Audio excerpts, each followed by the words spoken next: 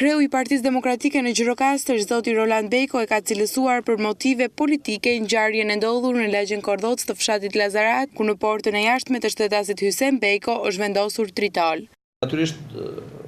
pretendimin tim mund të argëzoj vetëm prova, dhe nëse nuk është akt politik, le ta pranojnë dhe ta rrëzojnë ata. Do të mërzitesha shumë nëse këta persona do të ishin nga Lazarati, uroj të jenë jashtë Lazaratit, sepse nëse do të jenë nga Lazarati do të thotë që ata nuk do të ndalen këtu, por do të vazhdojnë të hedhin tritol edhe në vende të tjera, sepse me sa kuptohet dhe nisur dhe nga historiku i ngjarjeve të mëparshme të viteve të shkuara në Lazarat,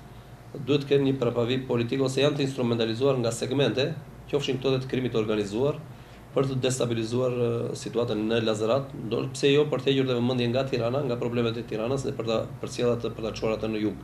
Gjithsesi, është i besueshëm dhe ky variant që mund të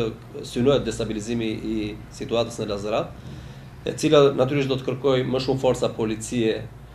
si sasi, por edhe si mjete motorike, dhe vendosja e forcave të shumta të policisë në Lazarat nuk do të bëjë gjë tjetër veçse do të shtojë tensionin tek banorët e Lazaratit dhe do të bëjë që një pjesë e mirë e këtyre banorëve, të cilët janë dhe votues, të largohen nga Lazarati dhe për pasojë të kemi më pak votues në zgjedhjet e ardhshme të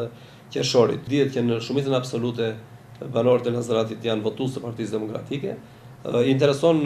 realisht kundërshtarëve tan politik, sepse 2000 votat e Lazaratit mund të bëjnë diferencën dhe ta kapërcejnë 1600 votëshin që kanë ngelur si avantazhi socialistëve në Bashkinë e Gjirokastrës në zgjedhjet e kaluara. Ky është një skenar, por policia duhet ta zbardhë që mos shtrihet më tej. Zoti Hysem Beko para një jave kishte bërë një denoncim për tritol të hedhur në banesë. Policia nuk e ka survejuar shtëpinë pas kësaj ngjarje. Sipas policisë, në obor është hedhur një kallëp tritoli me fitil të ndezur nga jashtë portës. Nga shpërthimi i lëndës plase ka pasur vetëm dëme të lehta materiale, duke shkatruar pjesërisht llamarinën e portës së jashtme të oborit.